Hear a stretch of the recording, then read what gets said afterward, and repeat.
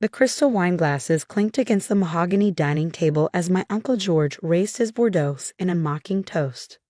To Alexandra, he smirked, still a nobody after 15 years. Laughter rippled around the table. My cousins, my aunt, even my own parents joined in. Only I remained silent, taking a small sip of water while discreetly checking my phone under the table. Net worth of Sullivan Industries down another 12% today. The message from my assistant read, "They don't know you own controlling interest through shell companies. Bankruptcy papers ready when you want them."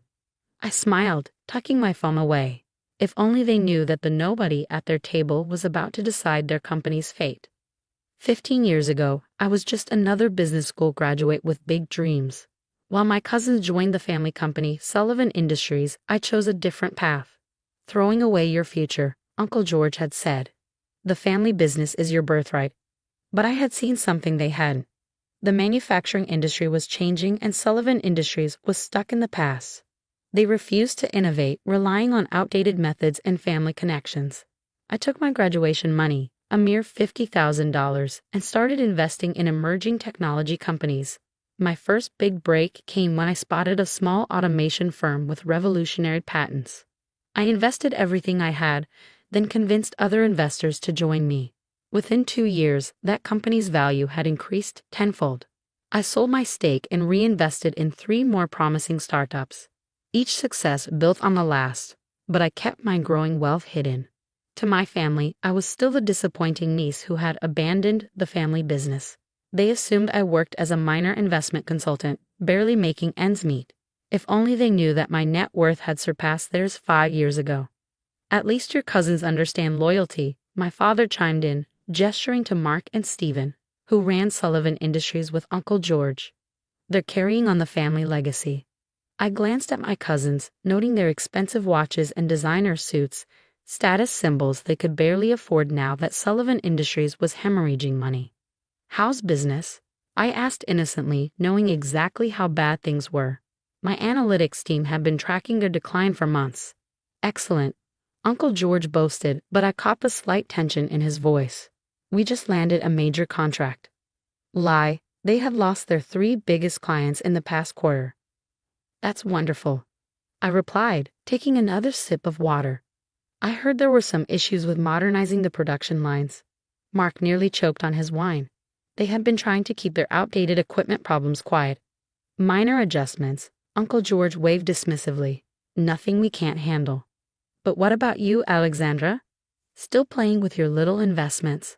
I thought about my little investments, a portfolio worth billions, including controlling interest in their company, purchased through various shell corporations over the past year.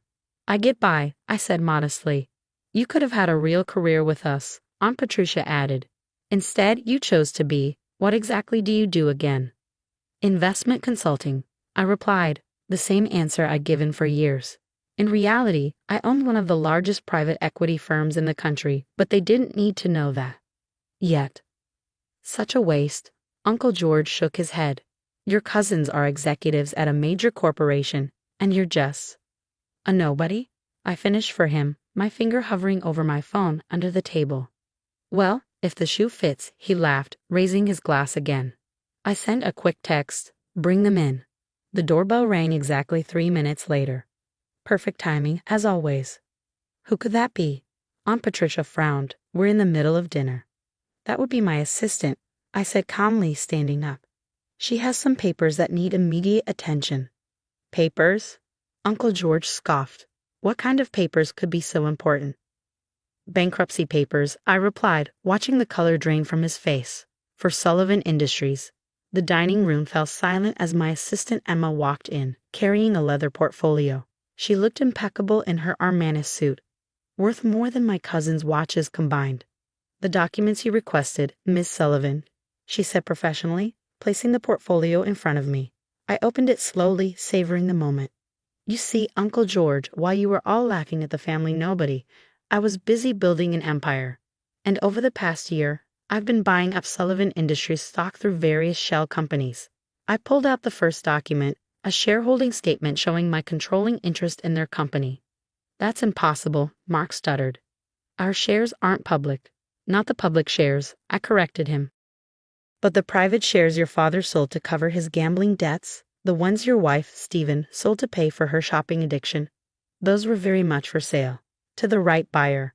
Uncle George's hands began to shake. You're lying. I pulled out my phone and opened my banking app, sliding it across the table. The balance displayed made Aunt Patricia gasp. The nobody you've been mocking for 15 years is now worth more than your entire family combined, I said quietly. And as of this moment, I own 51% of Sullivan Industries. The silence in the dining room was deafening. My uncle's face had turned an alarming shade of red, while my cousins stared at the documents spread across their mother's precious tablecloth, their mouths hanging open. Emma, I turned to my assistant, please show them the projections. She pulled out a tablet and displayed a holographic chart above the dinner table. Red lines tracked Sullivan Industries' declining value over the past 5 years.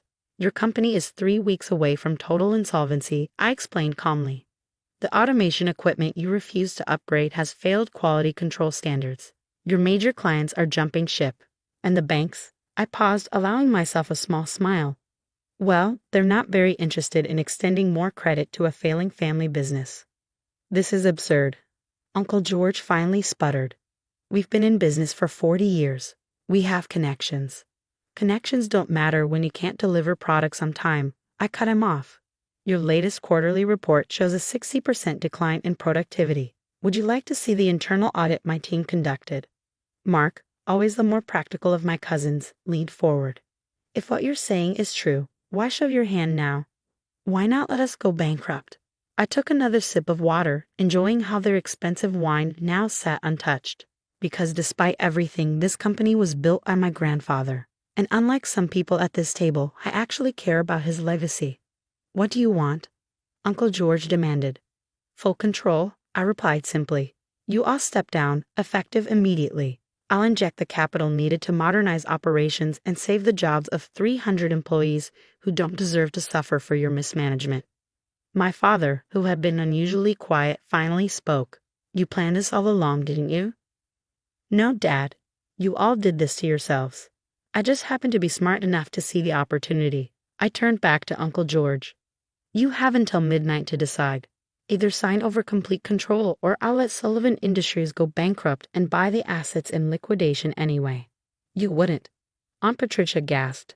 We're family. Family? I laughed coldly. Was I family when you mocked my career choices? When you called me a nobody? When you excluded me from every business discussion because I was just a little investment consultant? Emma handed me another document. This shows the personal guarantees you all signed for company loans. If Sullivan Industries goes bankrupt, you lose everything. Your houses, your cars, even that vacation home in Aspen you're so proud of, Uncle George. My cousins exchanged panicked looks. They knew I was right. You have 3 hours, I continued, standing up. My lawyers are waiting at my office. Emma will drive you there when you're ready to sign. And if we refuse? Stephen asked weakly. I pulled out my phone and showed them a pre-written press release. Sullivan Industries declares bankruptcy, family mismanagement cited as cause. Your choice, I shrugged. But decide quickly.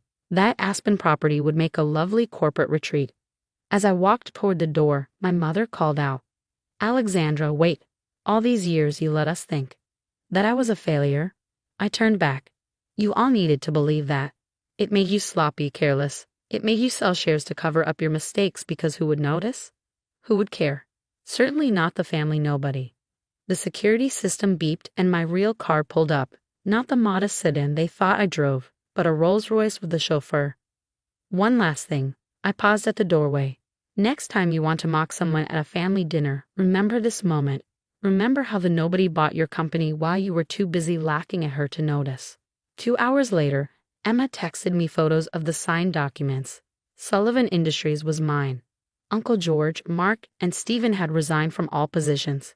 Their 40 years of arrogance and mismanagement ended with signatures scrawled by shaking hands. The next morning, I walked into Sullivan Industries as its new CEO.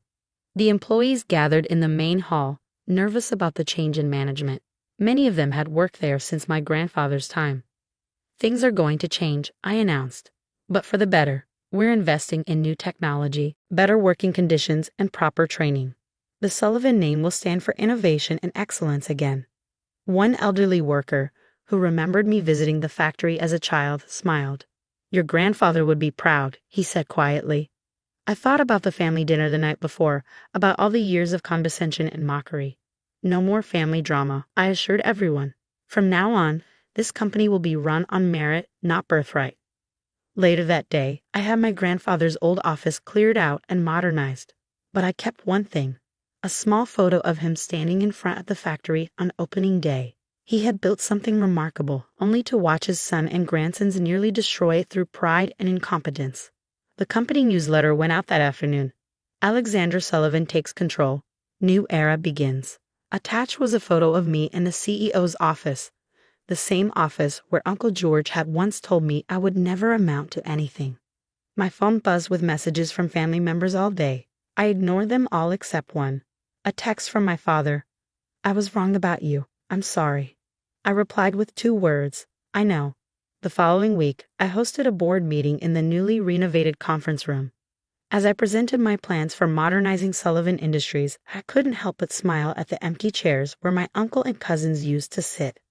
Sometimes success isn't just about proving people wrong. Sometimes it's about letting them believe they're right until the perfect moment to show them just how wrong they've been.